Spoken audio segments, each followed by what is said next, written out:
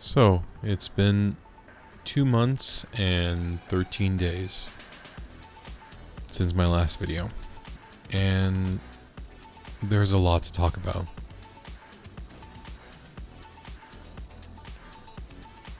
The biggest thing has been that due to a lot of things taking place, family emergencies, my own health emergencies, a lot of different things have sort of stressed these last almost 2.5 months since my last video. And actually, I just watched my last video again just to kind of refresh myself as to where I was mentally, physically 2.5 months ago. And I like the positive outlook that I was having at that time, because I have that same positivity back now. But the last, I would say, almost a week, if not two, after that last video, things had been very challenging mentally and physically, and it kind of stress tested this updated lifestyle. And I'm just going to tell myself this right now. Nothing that took place in these last 2.5 months was a failure. Nothing. They were only experiments where positive and negative results were collected throughout. During this time, I still remained with the idea that I would do keto. And for the most part, I have been. That being said, intermittent fasting was very useful during these stressful times.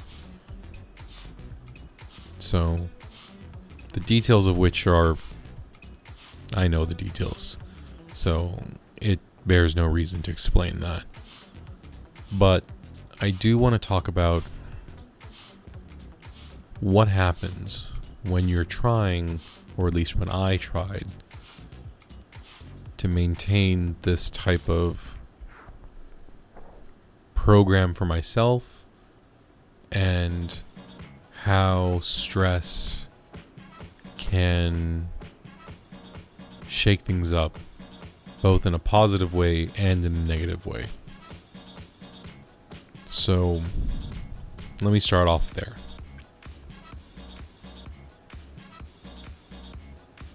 During the month of August, there were times, and it's funny because I go back to my last video, and that was something I was sort of learning about as I was finishing up that last video, which was what happens when you don't have access to your usual staples and some of the things that sort of make adjusting to this different way of eating, the ketogenic way of eating, intermittent fasting, things of that sort. And I'd say on a positive way, it taught me to figure out what I really needed and what I didn't need. And so much of that is based around the fact that when I first started, and I was very militant about you should eat this, this, and this every single time for this meal every single day, it worked. It was very useful. It was very helpful at the time, but good habits are so much harder to maintain than bad habits.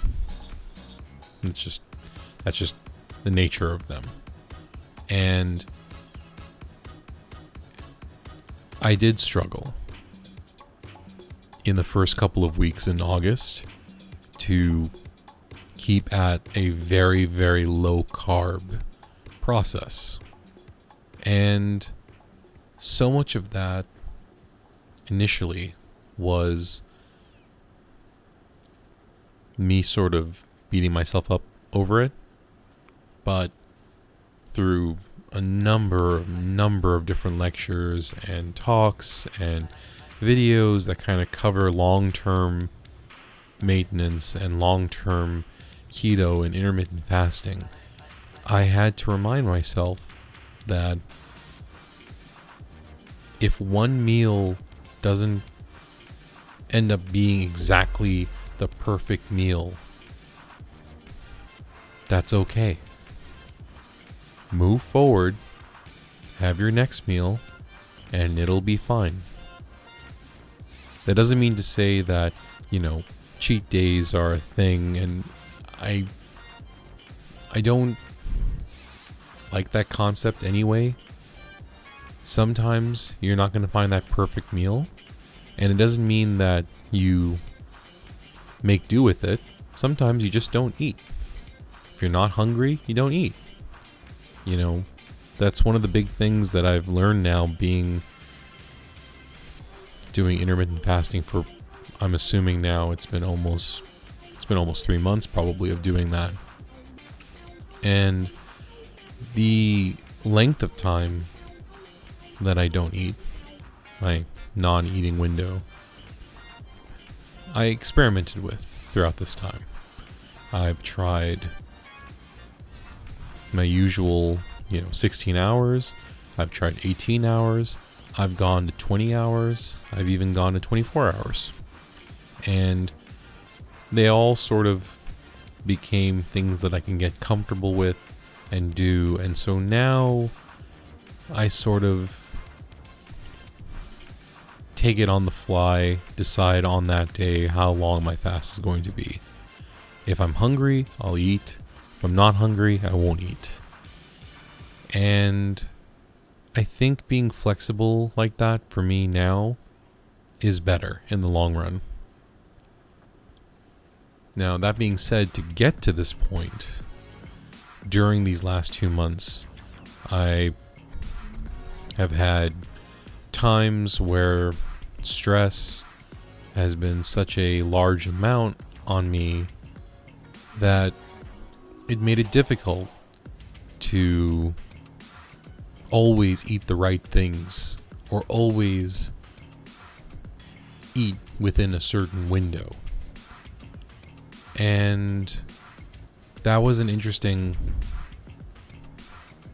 process. So I'll get into the details now. So my last video, I was 308, and during the middle of August, I got down to as low as 282. So my last video was the 308, and I've sort of broken up my goals based around a couple of factors. The first thing was inflammation, and time and time again I've been able to see with my body doing this type of plan that inflammation has improved so much. And that in itself is always been one of my biggest goals with this. Yes, weight is something that I definitely want to lose. It's not the main goal, but it's such a good, rewarding goal when you do see that, but it's not the main goal. The main goal has been inflammation control, and that has been really important, and that's worked. In terms of my weight, though, I started this whole process in April at 365. Now, in a perfect world, my eventual goal, before I start just focusing more on maintenance, would be most likely 225. Rough estimate, that would put me at about 20% body fat. But if I always keep thinking about that, I won't be able to appreciate the goals that I make along the way. And so at 365, in addition to the inflammation control, insulin control, improvement of other bodily functions through changing up my diet to go low carb, high fat, and mixing in the fasting as well. The first goal was 330, and we made that at one point sometime early in summer. And my next goal at that point was under 300 to 299. And that was a really important goal for me because I have probably been over 300 pounds for at least 10 years, if not more. You know, I'm 31 right now, and I'm about 6'2", 6'3", depending on how I'm feeling that day. And being under 300 was really important, but I didn't want it to be my main drive, because that can just sort of cause a lot of body image issues and stress in addition to all of that. But when I saw that scale and it said 282, I broke down and cried that day. And that was a really important time for me. Unfortunately, it took place during a very sad and stressful time in my personal life. But I didn't want to forget how important that was. And it made me rethink a lot of things. The main thing that I want to share today that it made me feel was that, okay, we're doing something that is overall improving our lives. Our life. It's improving my life. And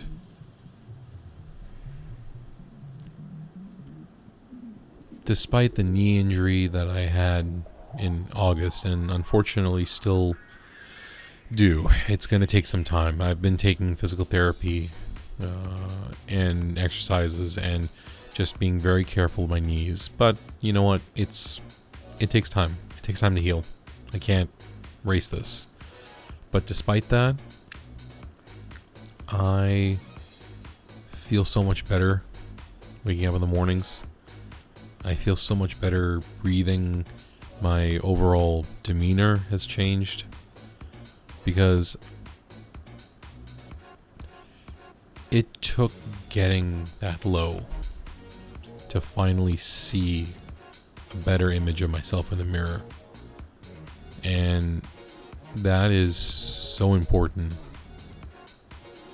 It's not the number, it's how we perceive ourselves.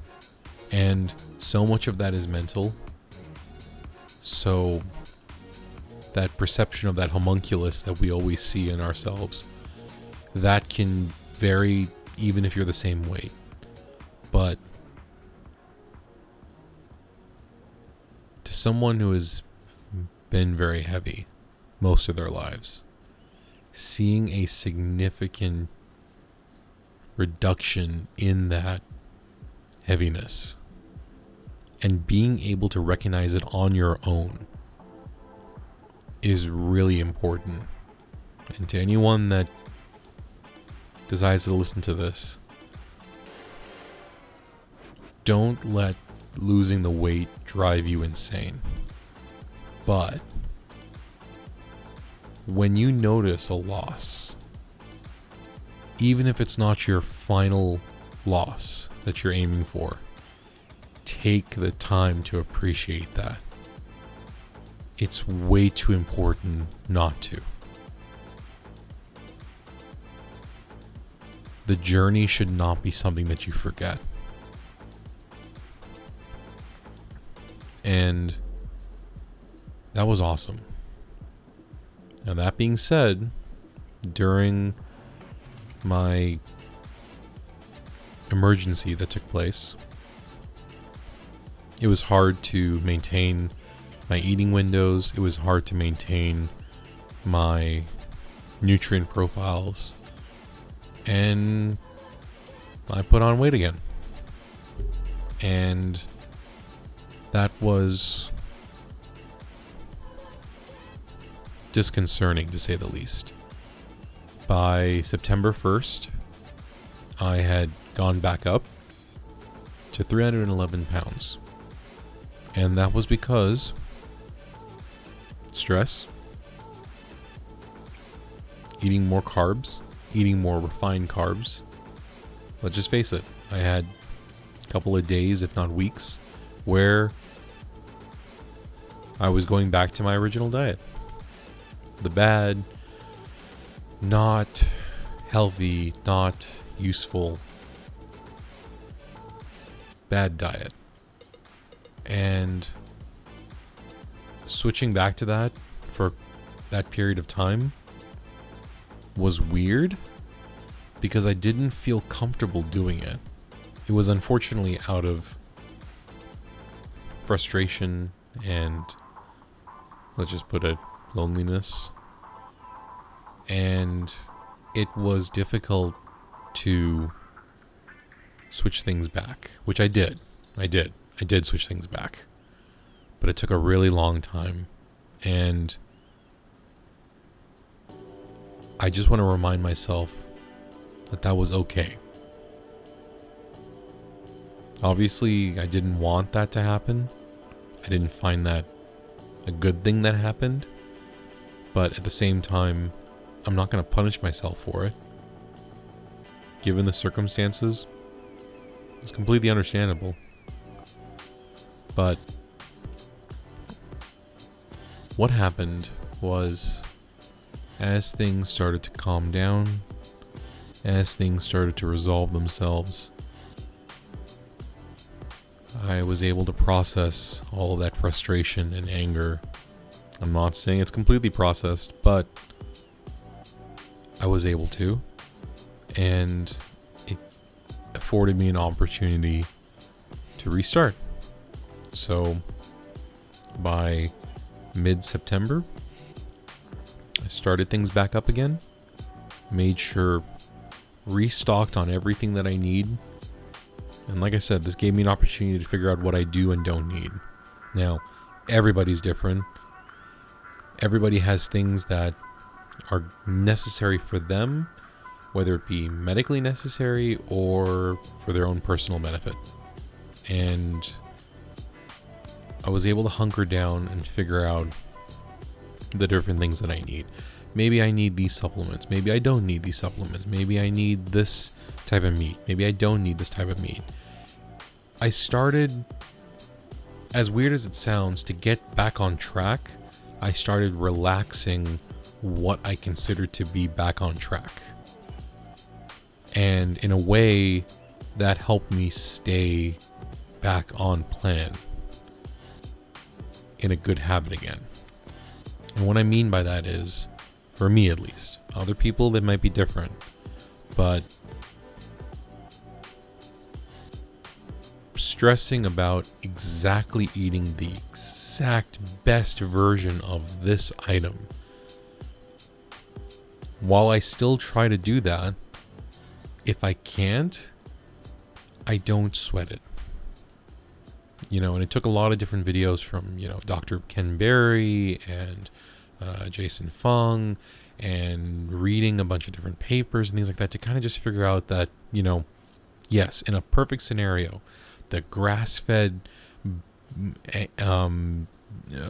burger patty with the grass-fed butter and the grass-fed cheese with the perfect omega-3 to omega-6 ratio sauces and oils and things like that.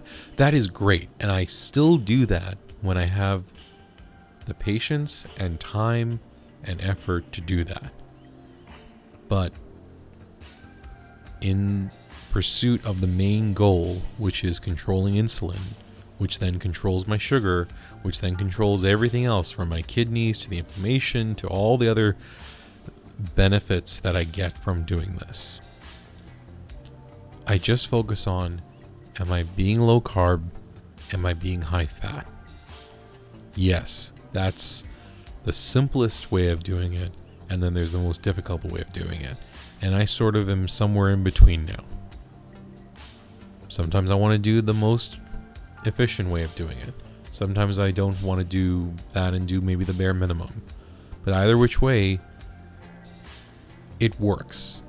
And it's specifically efficiency that became important, because yes, if I do this exact thing and make sure I get these supplements and eat within this window and I don't have anything other than this, and this, I'm going to get the most efficient fat burning and insulin control that I can afford. And that's great. And when I have the time and effort to do that, I will do that. And I have. But if I can't do that on random day of the week, I don't need to sweat that anymore. I'm still getting it. It's still moving the arrow forward. And there's no reason to punish myself if I'm still moving forward. As long as I'm moving forward, that's all that matters. And that took a load off of me and allowed me to just sort of naturally do this again, like I did before when I was following a really strict plan. And you know what? I was 311 in September. As of yesterday, I'm 292 again. Are there days where maybe I have a little more carbs than I was planning for? Sure. Do I try to make sure that they're at least the best carbs I could have, being fiber and low insulin spiking sugar-based things? Of course. I try to do the best I can. Am I going to have something that's maybe cooked in an oil that is not exactly the right omega-3 to omega-6 ratio? Sure. But you know what? If one meal isn't that great, the next meal will be better. And that's it. Now that's just for me. That's not anyone else's solution to this. But for right now, that's making things easier to stay consistent. And that's just something I want to keep in mind moving forward. We know this works, at least for us. It worked so well that I lost 80 pounds, 82 pounds in 5 months. That's not the definition of success, but it's a darn good feeling. And I don't need to match that, but I know now that I can be confident in what I'm doing is working. My legs can stay inflammation free, or at least reduced inflammation. My overall body can break down and remove visceral fat around my organs. And with the insulin in control, I can have other hormonal functions working normally again. Blood pressure has always been such a big deal since before I started this whole process. And I know that when I'm eating in a nutritional ketosis type diet, keeping it low carbs, high fat, and mixing in intermittent fasting, I know that I can keep my blood pressure down. And that has so many benefits in general. My knees will eventually fully heal. And I'll be looking forward to that. I'm still doing the arm exercises. I am going on walks. Unfortunately, over the weekend I had a bit of a fall, so that's kind of slowing things down again. It's kind of interesting. My last video, I mentioned things were slowing down again. I'm mentioning that now today, but this time around it's okay. It'll come right. I just have to keep moving forward. Now, that was a lot of negatives and trying to learn from those negatives, but the really big positives I don't want to miss. So, yes, we went from 282 back to 311, and we're back now to 292. That's great. I'm also just trying to encourage myself to just appreciate and celebrate whatever weight or feeling I am that day. In fact, now I don't really check the scales anymore because I know that it works. I know if I'm feeling good, the weight reduction is a byproduct of that. The only reason my weight was checked recently was because I had to go to the doctor. And I hadn't checked my weight since I got to 311. So realizing that not only was I able to undo what I did, but stay consistently under 300 was great. And that's how I want to do it now moving forward.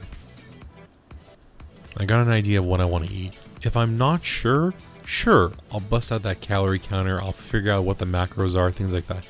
But if I know it's low carb and high fat and a moderate amount of protein to try and fit within that nutritional ketogenic diet, great. Move forward, carry on.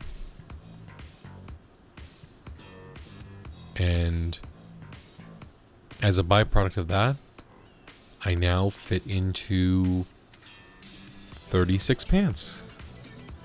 Just barely, but I do. So my last update, I fit into 40s.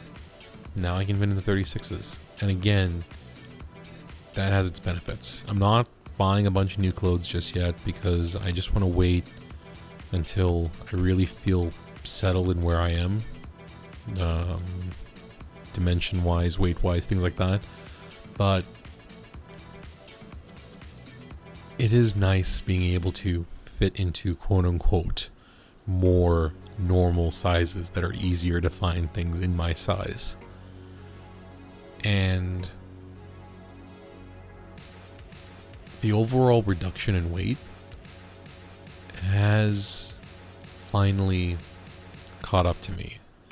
I feel like I can move faster. I feel like I can get out of places easier. It's easier to fit into the car. It's easier to fit into the chair. It's easier to move around. I don't cramp up as often anymore. My knees don't feel like they're as strained anymore. My arms don't feel as if they're strained anymore. My back feels better. So those are the things that I can appreciate. It doesn't have to be the weight. It's those things that I can appreciate.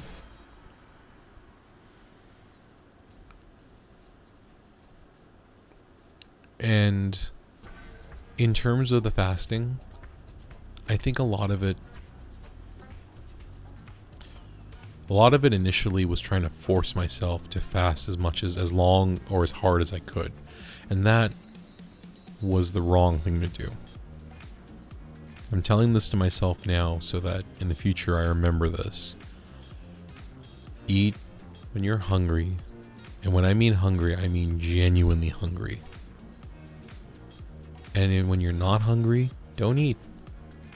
Now, I strive to do those larger windows of not eating because I know about the health effects to it. But if it's coming up on hour 15 and I was aiming for 16 hours and I'm fairly certain this is a genuine desire to eat and be hungry and there's no emotional or stress related factors behind it, then you know what? Give me the bone broth, I'll drink it, I'll start eating. And that's it now. I eat till I'm full. When I fast, I fast. When I don't fast, I don't fast. And I want to try and keep that up. So, this is a bit of a longer form video because it has been a long time, but the one thing I would like to say again to anyone that might be listening to this and might be curious on what you can do, again, do your own research. I'm just some guy on the internet that's just talking about my own experiences here. So consult with a doctor, do your own research, figure that out. But my only bit of advice is that please take the time to appreciate the little improvements that you've made along the way. Don't ignore that. Yes, you may have some goal in mind, but don't forget those little improvements. And it's not the weight, but it's the sense of feeling that you get of improving yourself. And I just hope that can help you with this. Good habits are hard to maintain. Bad habits are so easy to pick up again. And whatever it is that you do to make yourself feel better during some of the most stressful times in your lives, do that. And don't, as much as you can, don't let the stress undo that which you're doing for yourself. We do this because it's self-care. And there's nothing selfish about that. So, anyway, I've rambled enough for today, but stay safe, everybody.